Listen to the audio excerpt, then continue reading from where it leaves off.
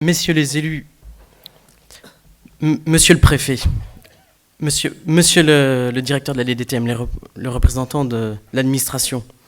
Bon, c'est sûr, ils sont absents aujourd'hui, mais on saura leur redire demain. Il n'y a pas de souci. Joël, Dominique, bon, François, donc on excuse François, président des JA. Chers collègues, au nom de tous les jeunes agriculteurs de Vendée, je vous présente nos meilleurs vœux pour l'année 2013.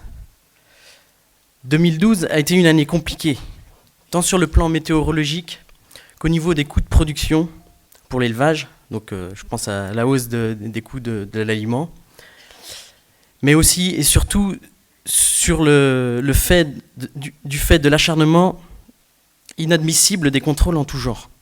Environnement, bien-être, conditionnalité, contrôle sur les installations, et de la mise en place programmée abusive de la 5e directive nitrate, sans même avoir mesuré les effets de la précédente. Donc c'est la raison principale de notre manifestation de demain. Et donc aussi le projet porté par la FDSEA CGA pour ces élections Chambre d'agriculture. Donc dès lundi prochain. Donc nous avons besoin de votre totale mobilisation.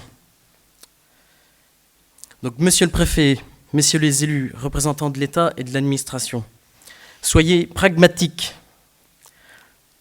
Lorsque les agriculteurs ne peuvent épandre les déjections avec l'automne pluvieux que nous avons connu, autant essayer de trouver des solutions ensemble plutôt que de faire des contrôles à outrance et faire de la répression. C'est une question de bon sens. Nous avons besoin de débloquer les énergies, débloquer l'économie, surtout en cette période de crise. Au lieu de tout cela, l'État préfère supprimer les aides aux travailleurs saisonniers et favoriser la délocalisation de la production, persister dans une lourdeur administrative. Pour exemple, un jeune de mon canton ayant obtenu des quotas supplémentaires pour son installation, donc des quotas à produire d'ici fin avril, donc qui s'est installé en septembre dernier, là, et dans l'impossibilité de commencer ces agrandissements de bâtiments, ça se tabule, donc avant l'obtention de son prêt, alors que ces vaches sont prêtes à véler. Donc ça, c'est inacceptable. Et en plus, une fois cet accord de prêt reçu, il lui restera à partir de ce jour seulement 90 jours pour réaliser tous ces travaux. Enfin, c'est pas concevable. Donc un bâtiment en 3 mois, faut être vraiment costaud et c'est pas possible. Donc il faut faire preuve de souplesse pour nous permettre d'anticiper. Il n'y a que comme ça qu'on arrivera à installer. Et puis un autre point où l'État donc se désengage, c'est au niveau des missions d'installation qui ont été transférées sans financement aux chambres d'agriculture, donc en 2012. Maintenant, l'État voudrait se défausser des contrôles, des risques et de la responsabilité par rapport aux avenants vis-à-vis des jeunes, toujours sans contrepartie. Donc c'est inadmissible. Donc il souhaiterait refiler le bébé à la chambre d'agriculture, en gros. Donc essayons plutôt d'encourager les vocations. Notre dernière manifestation était en soutien à l'élevage, du fait de l'augmentation des coûts de production, notamment l'aliment. Il faut faire comprendre aux GMS que s'ils n'acceptent pas de revoir les prix agricoles, qui ne représentent aujourd'hui que 12% du panier de la ménagère, donc ça représente une infime partie des produits finis, c'est l'approvisionnement de demain qui est en jeu. Les entreprises de transformation ne sont pas en reste non plus. C'est bien beau de demander au syndicalisme d'aller manifester pour les prix, mais encore faut-il jouer le jeu de leur côté et aller demander des augmentations de prix aux GMS. Et ne pas s'acharner à une concurrence permanente et suicidaire qui met l'élevage à bout. Donnons de l'espoir à nos jeunes. Donnons de l'espoir à l'élevage. Il faut impérativement encourager l'élevage, donner un signe au niveau des prix.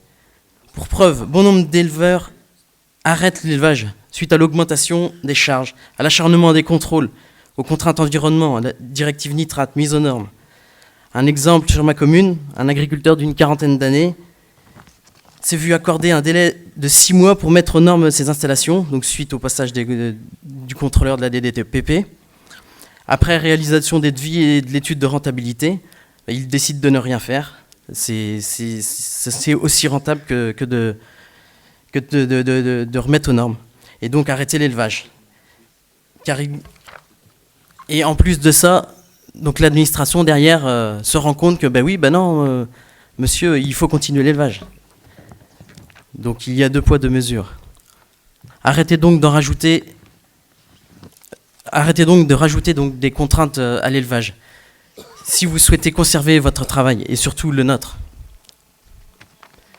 Il faut que vous compreniez que plus il y aura de contraintes, plus vous augmenterez les coûts de production et plus vous découragerez l'élevage, les vocations, les installations.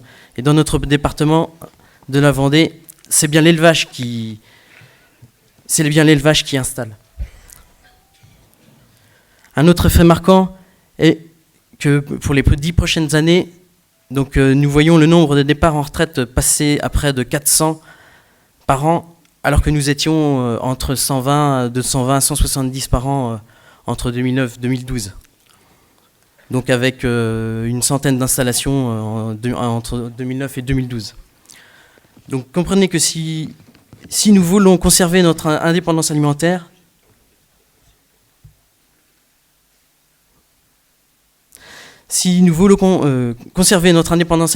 nos entreprises de transformation, nos emplois, nos agriculteurs et notre dynamisme dans nos campagnes vendéennes, il va falloir attirer les jeunes, rendre le métier plus attrayant par des prix, de la rentabilité et surtout communiquer positivement sur notre métier. Je m'adresse bien sûr à tous les jeunes et les moins jeunes et aux futurs cédants. La transmission pour une installation dans de bonnes conditions s'anticipe. Toutes les exploitations sont transmissibles, quelle que soit leur taille. Et toutes les exploitations ont de la valeur. Le tout, c'est bien de la préparer et surtout d'arrêter la spirale infernale de la démotivation et de la régression. De l'optimisme, de grâce. La Chambre d'agriculture est aussi là pour vous y préparer, avec donc le point info installation, le répertoire départ installation. Et pour ceux qui voudraient faire croire que l'installation, par exemple en viande bovine, n'est plus possible avec l'importance des capitaux, nous leur disons que nous travaillons sur la mise en place de nouveaux financements qui seront innovants pour y faire face. Et que le prix de la viande bovine, et que seul le prix de la viande bovine nous permettra d'y arriver.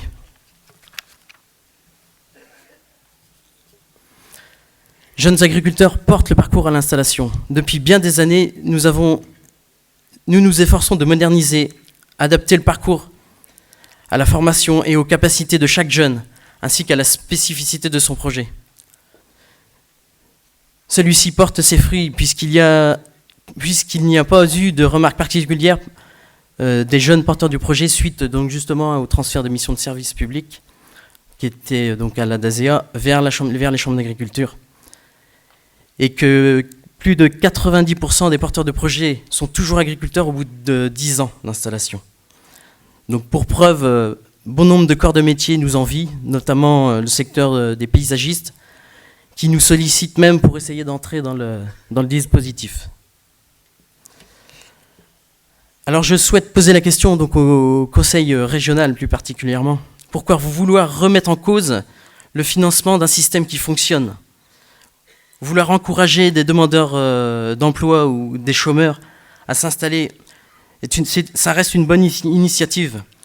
Mais essayer de prendre la main sur l'installation, c'est inacceptable. Qui mieux que des jeunes agriculteurs juste installés pour parler de l'installation ? Nous avons des raisons d'être fiers de notre métier. Aujourd'hui, l'agriculture a des moyens pour rendre le travail moins contraignant et moins difficile que par le passé. Donc l'informatique, les pockets, le guidage GPS, en élevage notamment les velfaunes et ainsi de suite. L'organisation au sein des sociétés pour les week-ends et le remplacement, les services de remplacement, les aides aux vacances. Enfin, il y a de nombreux points positifs en agriculture. Bien que les jeunes soient de plus en plus performants techniquement et économiquement, grâce au parcours à l'installation, aux formations, il reste à donner de la lisibilité par rapport au prix pour rendre les revenus à la hauteur des engagements et du travail fourni. Il ne faut pas avoir honte de l'augmentation des revenus agricoles par rapport aux autres professions en crise. Et faire augmenter les prix des produits animaux plutôt que de se diviser entre nous. Donc cette augmentation de revenus est assez minime pour l'élevage, c'est sûr, et fait suite à plusieurs années de crise qui ont laissé des traces sur les bergeries. Il y a aussi des moyens pour sécuriser les revenus, surtout pour un jeune qui s'installe, qui en a bien besoin. Je pense notamment donc à la contractualisation, à l'autonomie sur les exploitations, et surtout donc à la sécurisation des systèmes par l'irrigation. L'accès à l'eau pour tous les jeunes. Et ce, de grâce, arrêtons de gaspiller aussi le foncier et compensons justement par ces projets d'irrigation. Pour conclure, je vous demande à vous, les administrations, de laisser nos jeunes réussir, mettre tous les atouts de leur côté pour y arriver et faire que nous, agriculteurs, puissions gagner notre vie en agriculture en produisant la richesse et la croissance dont notre pays a bien besoin, surtout en cette période. Moi, en tant que jeune agriculteur, je veux être optimiste, croire en notre beau métier, dire que les autres catégories socio-professionnelles ne sont pas forcément mieux loties en ces temps. Nous n'avons pas à rougir de ce que nous produisons. Nous pouvons être fiers de notre métier, que tous les jeunes intéressés par le métier viennent voir le point info installation. Il y a de la place pour tous les jeunes. Nous, JA, sommes fiers de notre métier. Pour toutes ces raisons, nous vous donnons rendez-vous donc demain pour la grande manifestation et donc dès lundi à vos bulletins de vote donc, et vos enveloppes. Donc, plus nous serons présents demain, plus vous voterez pour notre projet, plus nous nous ferons entendre. Et puis, je voudrais finir aussi en disant que nous sommes fiers aussi donc, de notre vitrine qui est la fête de l'agriculture. Je tenais à remercier aussi, à féliciter donc, le canton de Montaigu et de l'équipe d'organisation donc, menée par Steve Pollan et Julien Chiron. Et puis, je vous donne rendez-vous cet été, donc le 17 et 18 août, à Longeville, pour la fête de l'agriculture 2013, donc organisée par les cantons donc, de Talmont et de Talmont et des Moutiers. Donc bon courage à eux. Merci.